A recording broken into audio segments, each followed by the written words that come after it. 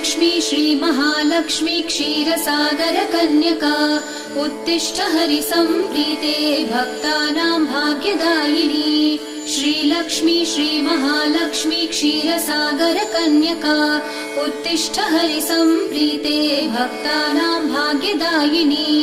उत्तिष्ठोत्तिष्ठ श्रीलक्ष्मी विष्णुवक्षस्थलालये उत्तिष्ठ करुणापूर्णे लोकानां शुभदायिनी। उत्तिष्ठोत्तिष्ठ श्रीलक्ष्मी विष्णुवक्षस्थलालये उत्तिष्ठ करुणापूर्णे लोकानां शुभदायिनी।